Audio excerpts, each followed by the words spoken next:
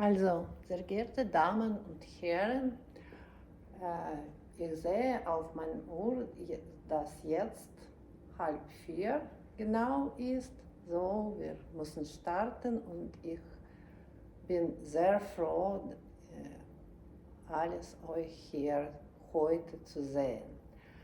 Ich entschuldige mich für meine deutsche Aussprache, so ich nur lerne Deutsch und deshalb heute werde ich auf Englisch meine Vorlesung geben.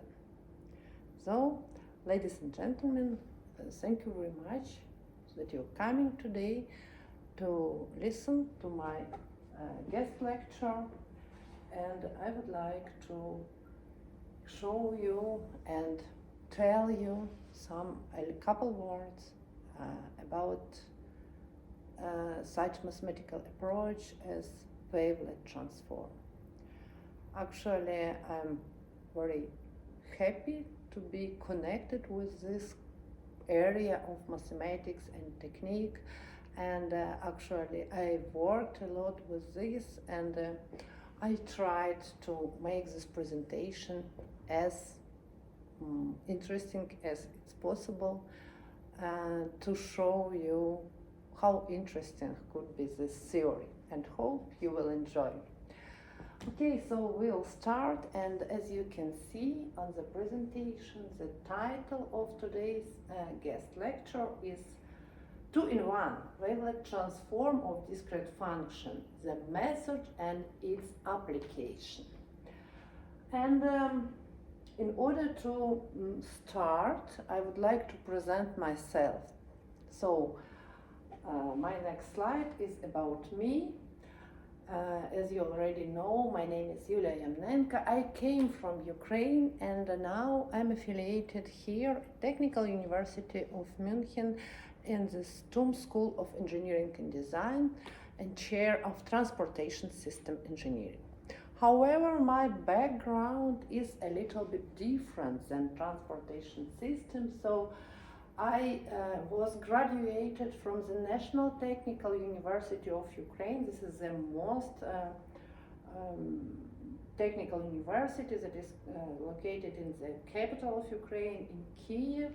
And after my graduation, I was also defended two research dissertation. One is a traditional PhD, and the second one is the dissertation of the doctoral science, because in Ukraine we have an academic system that supposes the defense of possible defense of the maximum 2 dissertations. So in order to become a full professor, full university professor, you have to defend these 2 dissertations. So I did it, and in Ukraine I worked as a head of Department of Electronic Devices and Systems, and my background is electronics and electrical engineering. So it's a little bit different than transportation, but still, when I came here and started to work with my host professor, Professor Konstantinos Antonio, I realized that my knowledge, my skills, my approach could be also useful here in this area, in transportation system. And one of these, let's say, slice of the knowledge, it's definitely wavelet transform that I'm trying, and actually I'm using here. Here at TUM, I have a status of visiting professor. I'm a fellow of the Institute for Advanced Study, and also I'm a fellow of the Philip Schwarz Initiative Foundation. And my area of interest, as I already told you a little bit, but not so much.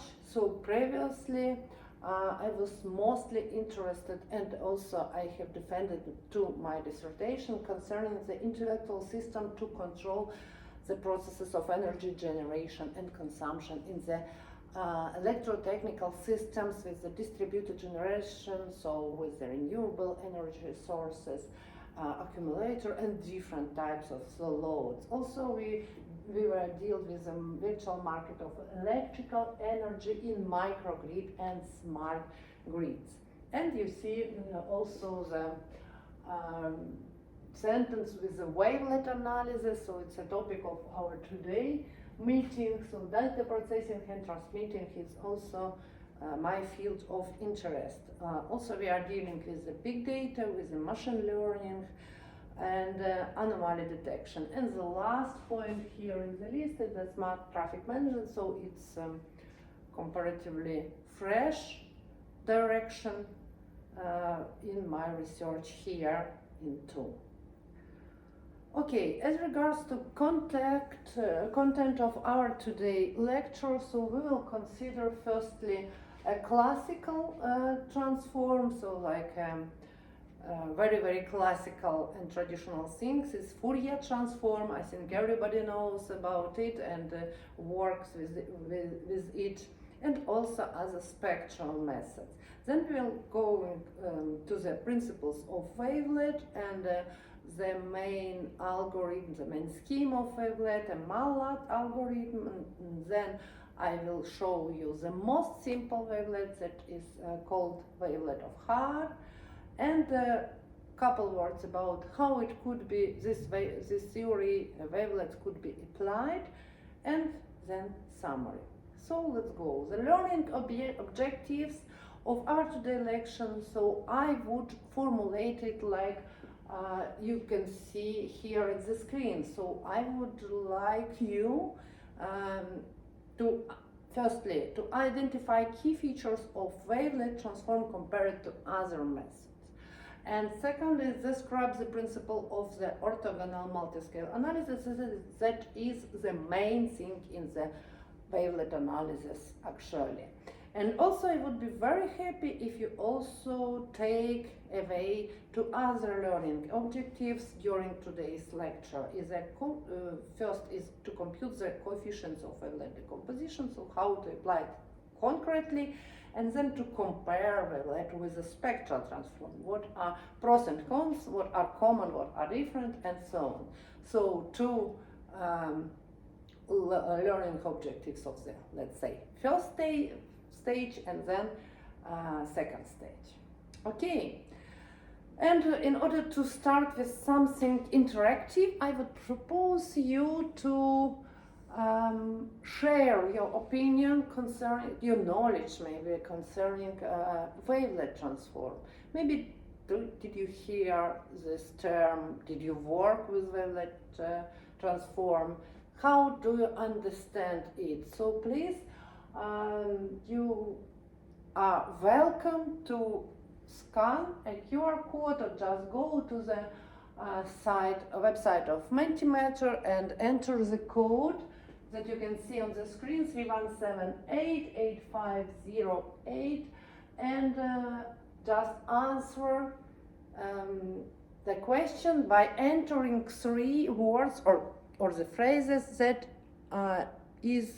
are associated with the wavelet in your mind. So in how do you understand this? So I would like very much to see your opinion, and a result will be like a cloud of the words, so we can then later to analyze it and a little bit to discuss.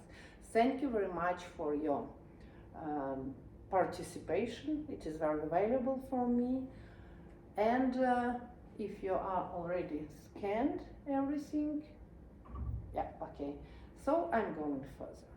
And now we are very close to the first topic in our content. Is the classical Fourier transform. I would say that it is even golden standard for the signal processing, because all other methods of spectral analysis and all other methods of signal processing are always compared to wavelet transform.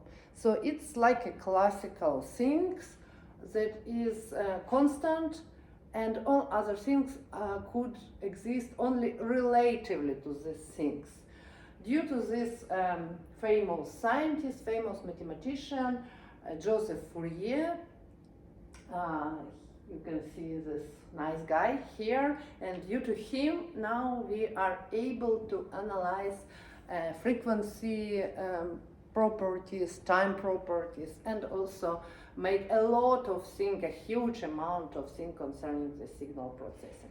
And of course, you are familiar with the formulas of the classical Fourier series and the Fourier transform. Here they are written in a continuous form. Fourier series that is in the red band, it is like an instrument to analyze the periodical continuous function and two other formulas for the non-periodical function. So this is continuous Fourier transform. I will not stop a lot on this because I think it's like a classic and everyone knows it. So I would say just that this is only one transform, a Fourier transform is only one that is like don't bring us out of the real world. So it's only one transform, the results of which didn't bring us somewhere in a mathematical abstraction.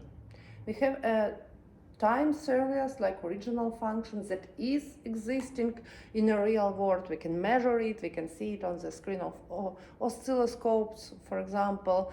So it's a really existing thing. And also after we are doing Fourier transform and we are obtaining Fourier spectrum, we also are dealing with the physically existing things. So it's a frequency that also could be measured, could be obtained from the calculation. So it's a real things, unlike all other spectral transform that are dealing with the mathematical abstraction. After we are calculating the spectrum, we are obtaining some kind of mathematical abstraction. So it's very useful in very practical tasks. It's very effectively used, for example, for the transmission of the signal, for the data compression, for whatever else I will show you later. But still there is a mathematical abstraction, and only Fourier transform is the thing that deals with the real world. Okay, and then if we will generalize the methods of a spectral transform, so not only Fourier but also other spectral methods, so we could write down it in a form of the common formula that you can see here on the slide.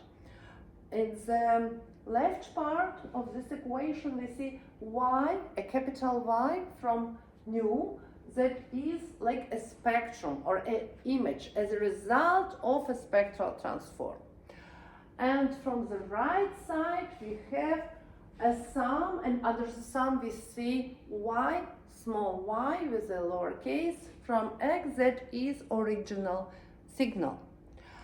And in order to obtain a spectrum from original signal, we have to do something, and this something is to apply a spectral method, spectral transform. Namely, this is an application of basic functions. So here in the right part of the equation we can see also phi, Greek letter phi, that is dependent of two variables. This is first one is nu and the second one is x. So it's like a bridge, I would say, between the original function and its spectrum. And here you can see an explanation. And when we will consider this different basic function, we will obtain just different kinds of a spectral transform. So it could be a classical golden standard Fourier, then Hartley, for example. I don't know if you are familiar with this, but this is a kind of modification of Fourier transform. Also the transforms that are very, very popular in the communication science, it's the Walsh and Hadamard transform that takes the value of +1 and 1 and -1, that is very, very convenient for the communication system, and so on. So depending on the basic functions that would be taken for the obtaining the spectrum, we will obtain a different spectral transform and of course a different spectrum. So it's like a bridge, I told you already, that is connecting the original function y from x, small y, and the spectrum. And of course this is a two-direction way, so we can use direct transform in order to go from original function to the spectrum, and inverse transform to go back and obtain original function by the known spectrum. Okay, and then as I promised, couple areas of application where the spectral transforms could be used for which task. Here it's only just a short list, but of course it is not full, it could not be theoretically full, because new and new types of task appears every day in different areas of the human activity, in different areas of the technique and engineering. So for example, in electronics we are using Fourier transform and other spectral transform in order to calculate convolution and correlation, to find a correlation between different signals and different processes, in order to analyze the transient and steady processes in electrotechnical systems. So we are using it very actively. In spectral analysis of different signals with a different nature, it could be electrical signal, acoustic